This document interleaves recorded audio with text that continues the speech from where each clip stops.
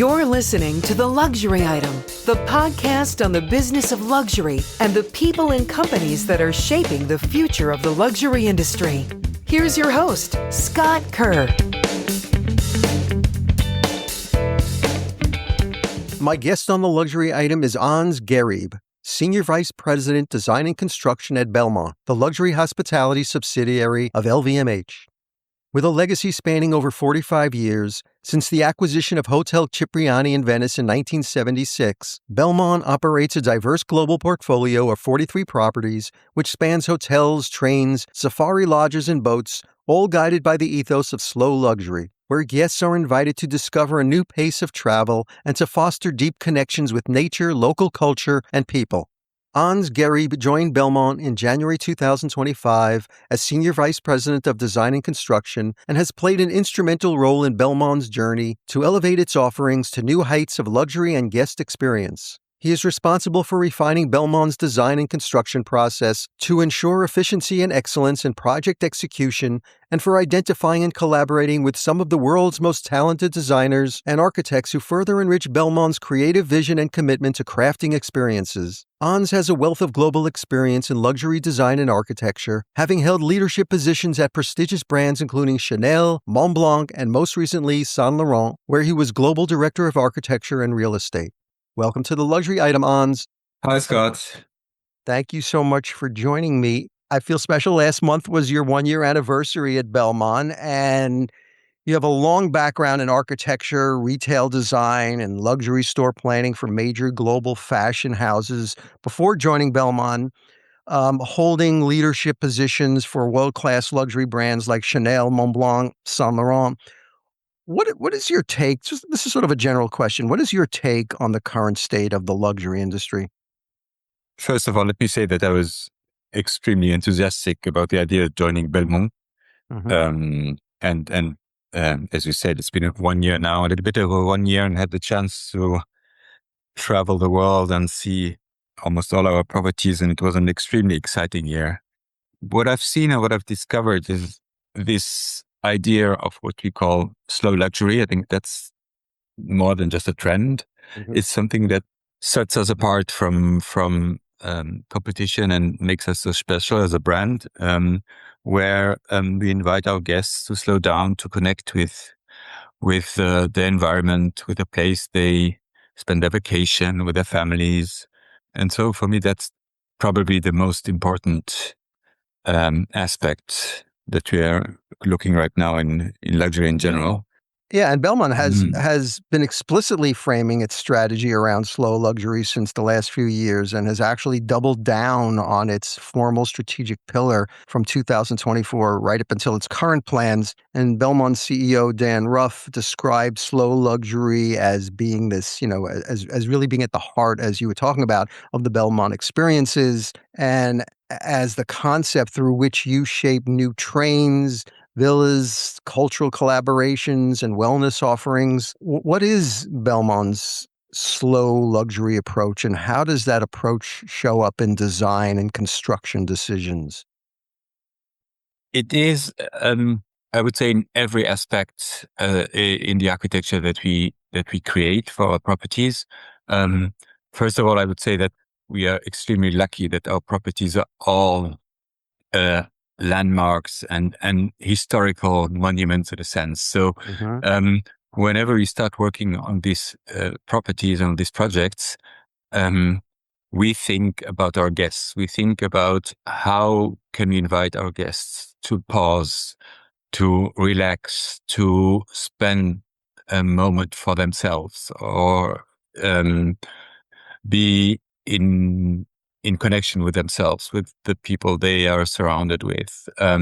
We try to create places where you can slow down, where you can sit in the shade, watch a garden, the ocean, all these things that, gives you this invites you to really slow down and to enjoy the moment. It's all about this particular moment that you can live. What materials best convey slow luxury in hotel interiors?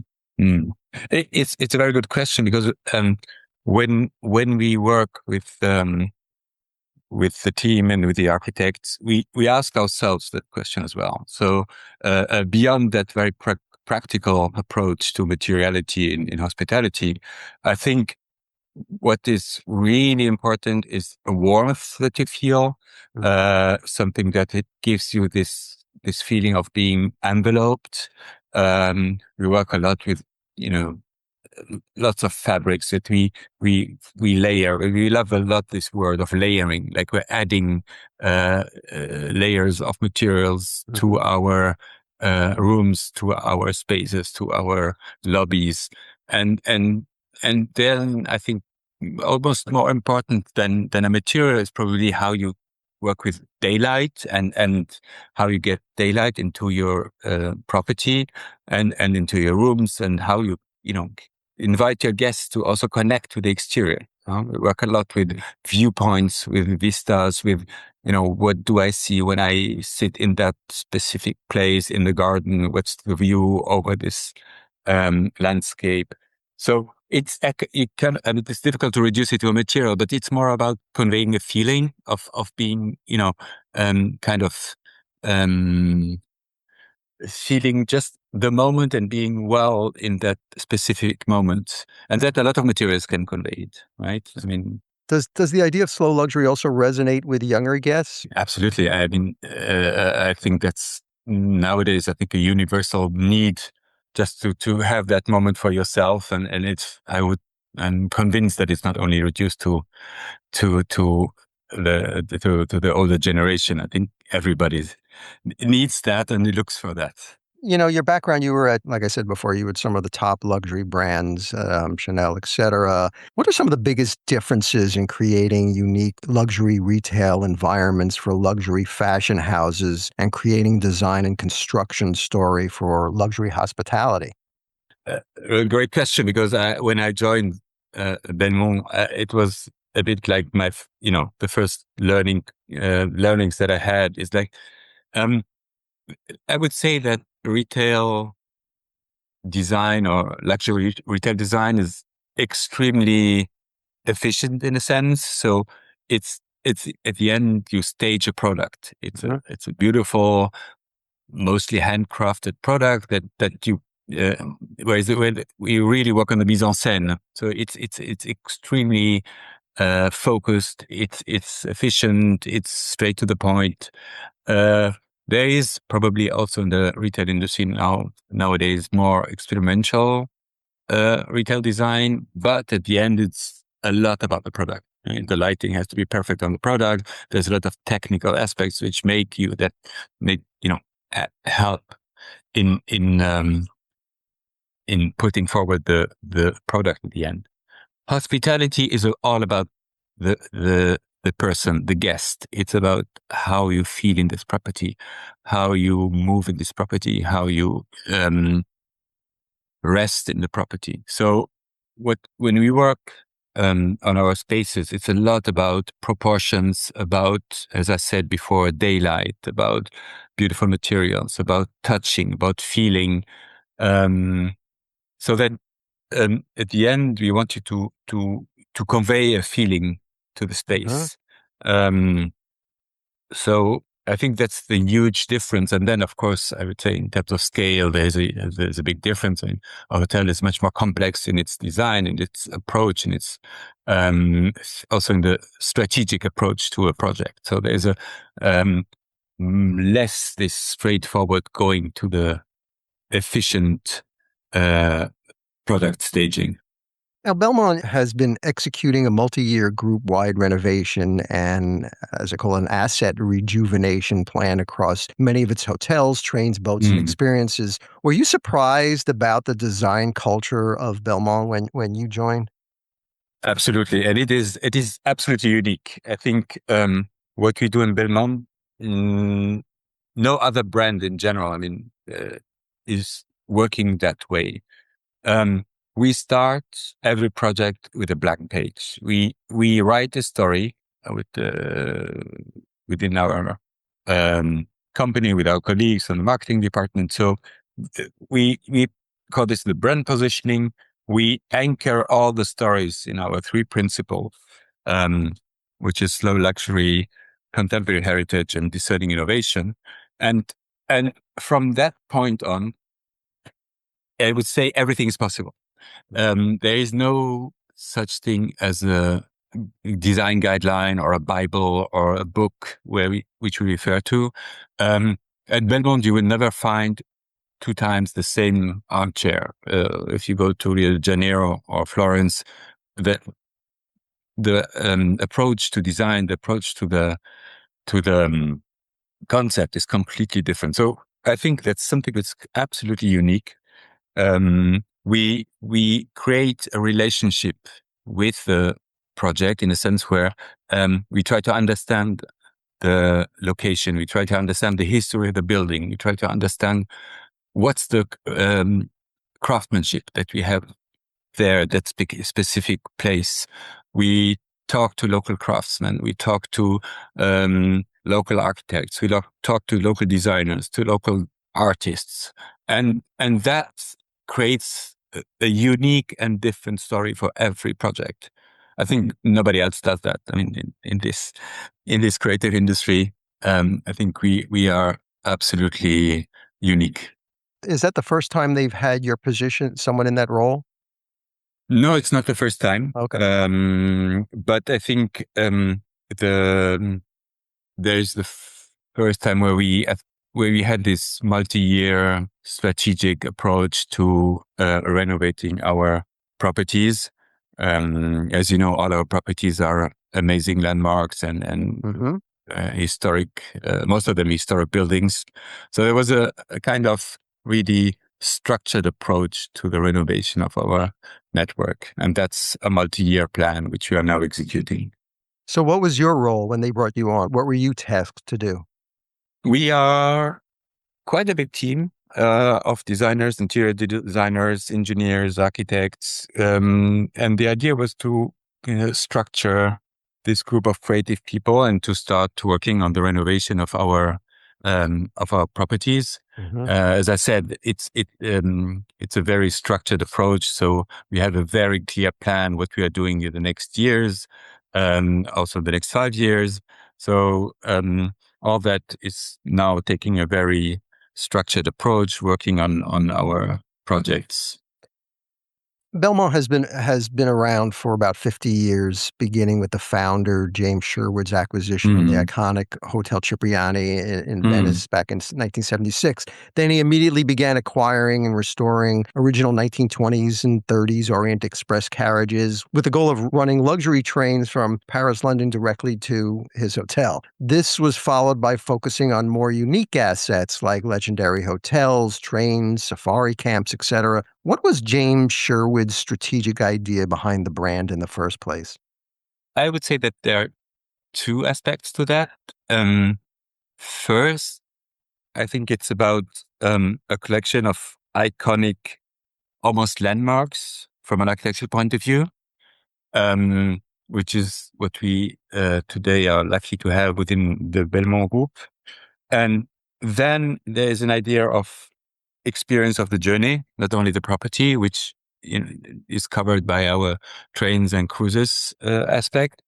So I think there was this almost 2 ideas which were like layered and which are still very relevant today.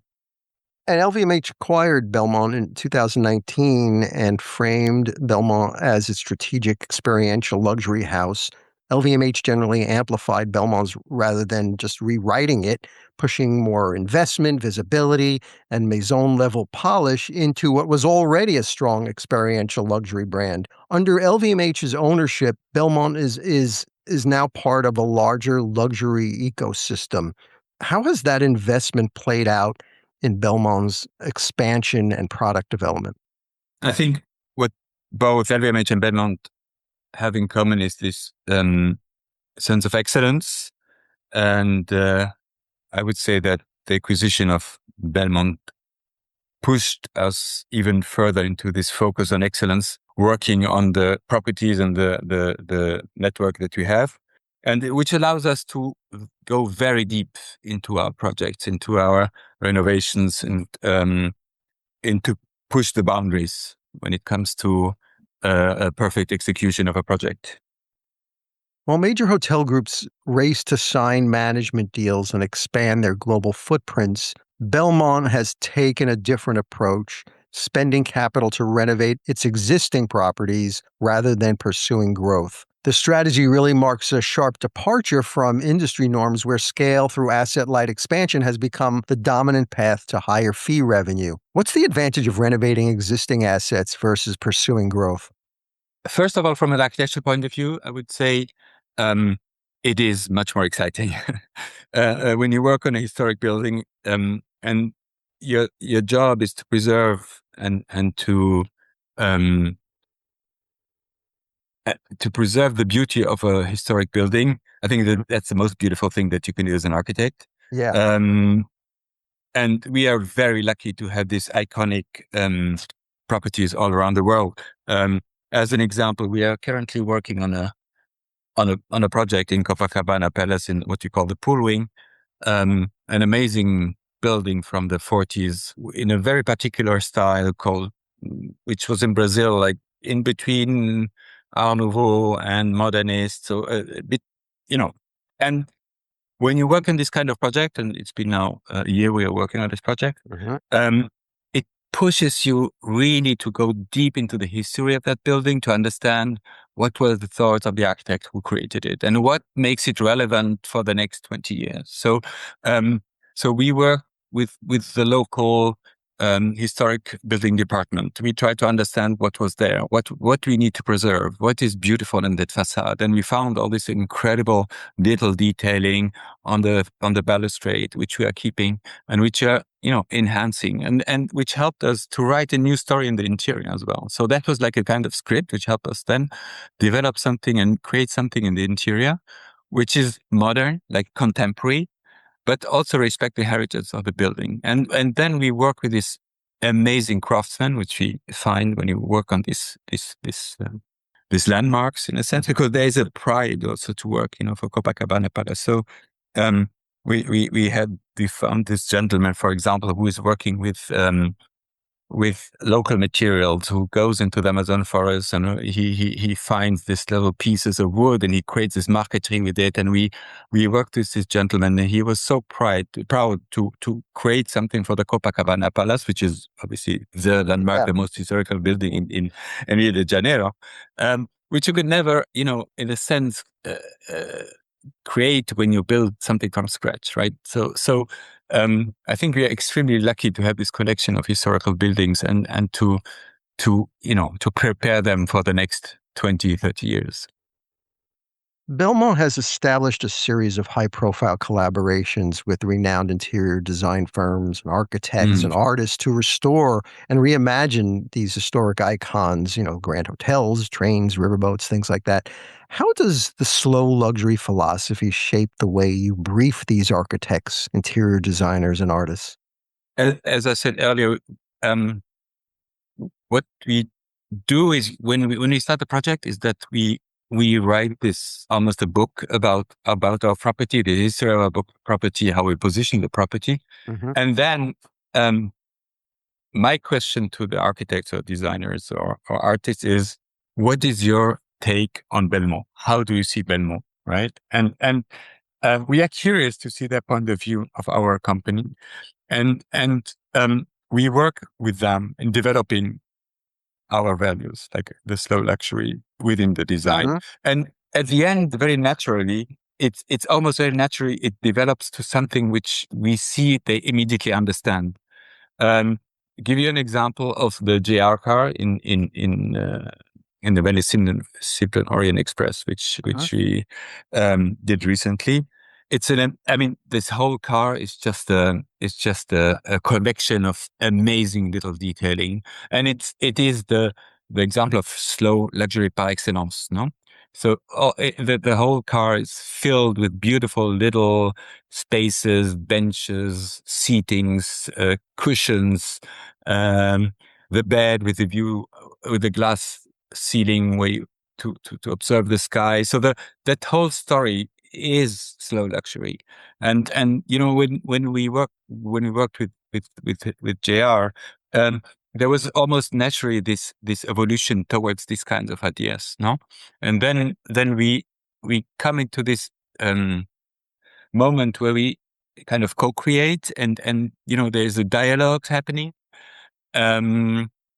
And yeah, that's the way we work with creative people. I mean, all of our examples are beautiful examples of slow luxury, which are a bit everywhere around the globe now. And your rail business has really become a brand amplifier that complements Belmond's hotel and river cruise assets. Belmond is one of the major players in ultra luxury train travel. The Venice Simplon Orient Express is arguably the most famous train in the world and an Art Deco icon. It's comprised of meticulously restored carriages from the 1920s. Luxury train travel is entering this new golden age, if you will. What do you think is driving the resurgence of luxury train travel? I was lucky enough to travel on a Belmond train several times now, and what makes it so special is that you enter almost in a time capsule. Like when you enter the Venice Simplon Express, you enter in the world of Art Deco, right? So you are surrounded by all these beautiful little details, by the materials, by the marqueterie. There you have this absolutely amazing, perfect service around you. And it's like once the door closes and you sit by the window and you just look outside and you travel, it's like really being in this beautiful little bubble. And when we work on the details and when we work on the design, we enhance this feeling. We add, where we did the restoration of the details. We work even harder with the craftsman to make it absolutely perfect so that it looks absolutely as the carriage as it was when it was created. And I mentioned earlier the project we did with GR, where we, what was interesting is that we added a contemporary side to the heritage, which we think makes it even more interesting, right? It should not feel like old and dusty, but it's a contemporary take to the heritage. And there's a very interesting side of innovation, right? Discerning innovation, which we like very much. So all that, creates something which is an absolutely amazing environment, and which almost transforms you into a different time. Craftsmanship, local sourcing, and culture are really central to Belmond's identity. How early in a project do you bring local artisans or makers into the conversation, and how do you avoid falling into those cliches of, local flavor? It's a very good question, Scott, because it's very easy to fall in this kind of pastiche Right. design. Where you say, well, let's copy that 1920s chair in a sense, no? It is not Belmond. Belmond is all about being authentic, and and your question is like, at what stage do we involve local craftsmen? It's like basically from the beginning. They are part of the project. I want to just talk about two examples here. Sure. Villa Beatrice, which is this beautiful villa in the gardens of in Portofino, just next to the Splendido Hotel, which we completed last year. It is a 1930 very particular Ligurian neo-Gothic style, something that is absolutely particular to this region, built by a very famous local architect at the time for a family. It was a family home, actually. It was a family vacation home. And so the whole facade was covered with amazing paintings, frescoes, which were like, they were telling all these stories about the sea and the history, etc. So the first thing we did is we went there with local craftsmen, and the building department. I said, what can we do with this facade? It's so beautiful. We have to restore this, no? But we had to restore it in a very authentic way. So let's find the colors. Let's take the time to really recreate this facade. So the facade, if you see it, if you have the chance one day to see it in real, it is one-to-one that facade that was created initially by Mr. Capade.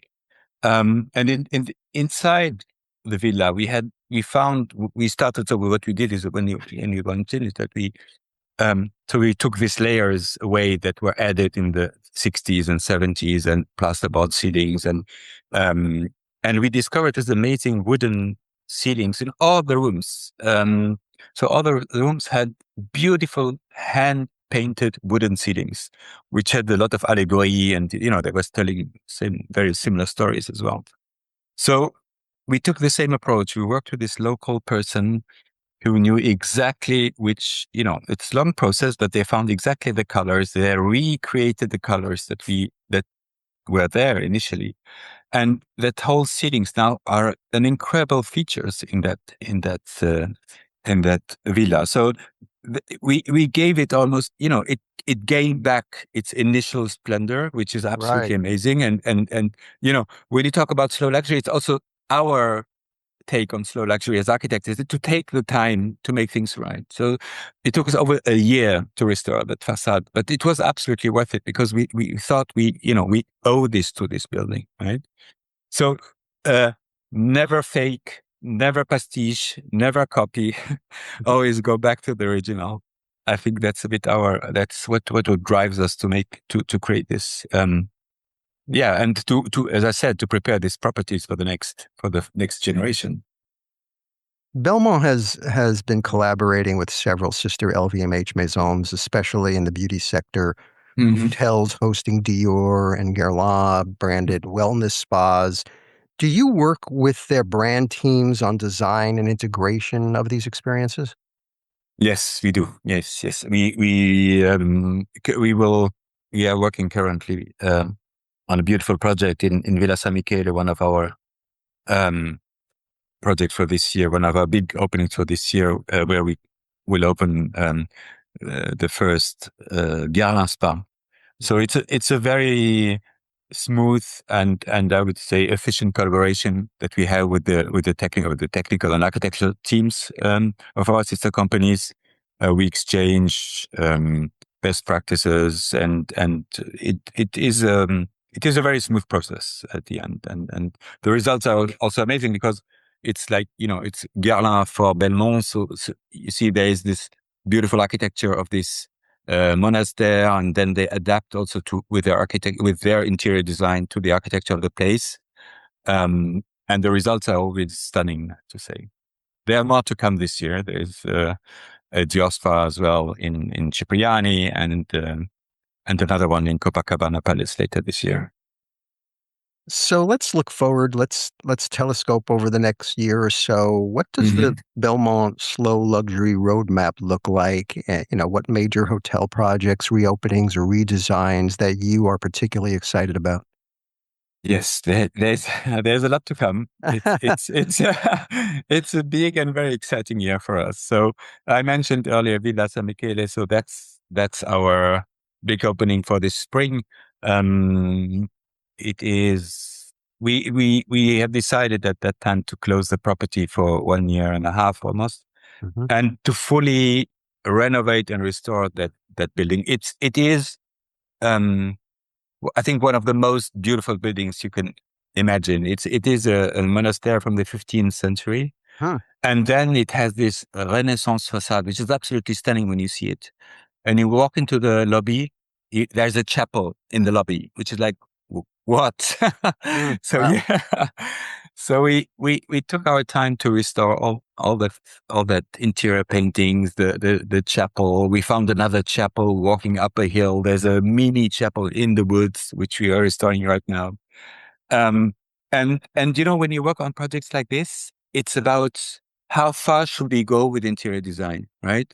What's the level of decoration that we should add on a building like this?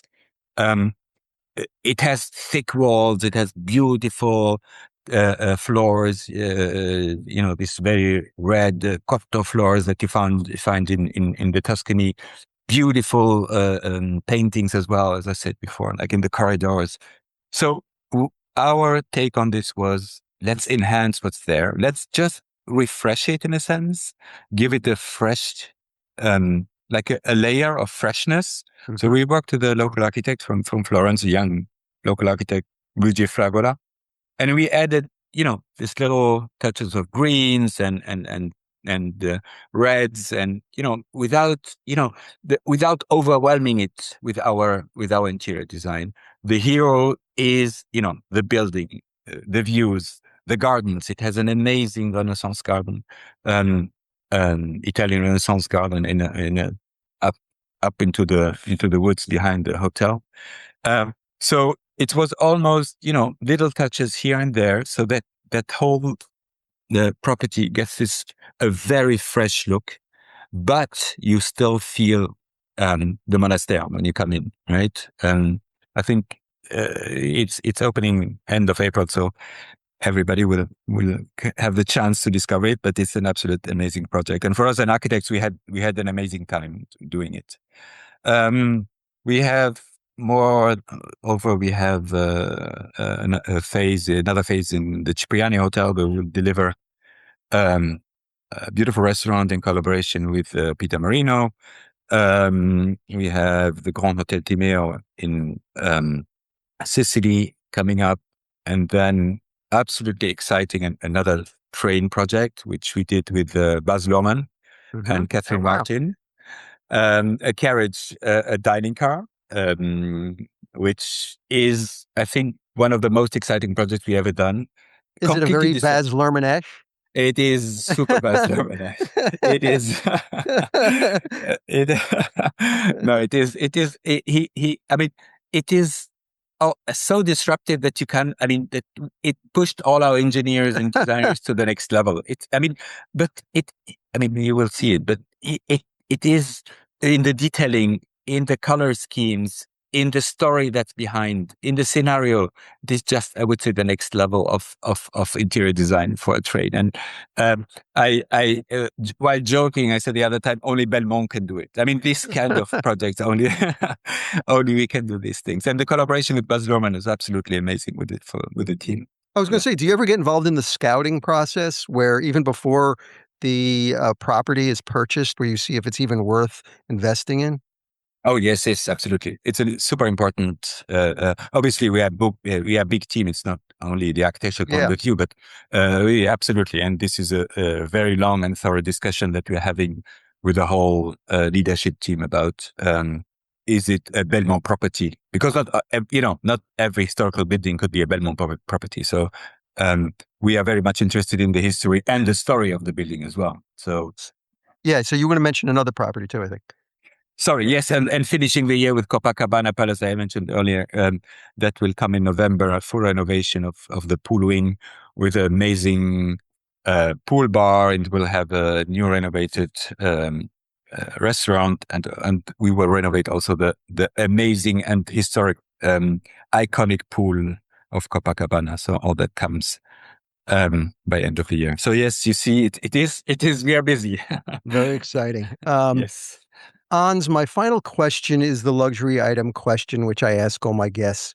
So if you were stranded on a deserted island and you could only have one single luxury item with you, what would that luxury item be? It can't be any form of air or water transportation to get you off that island, or anything that requires mobile service so you can call somebody on your team to get you off that island. You're just on this lonely island all by yourself, nobody around, but you do have one single luxury item with you. What would that be?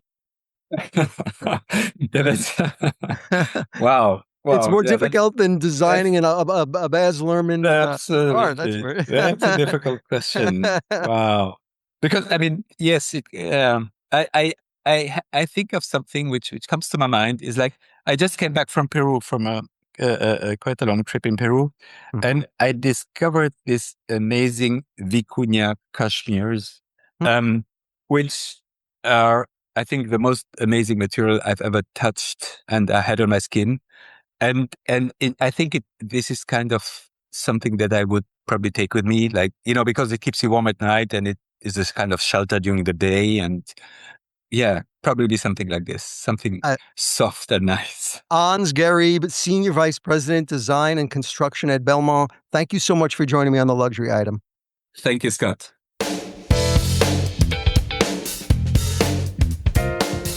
That's it for this episode of the Luxury Item Podcast.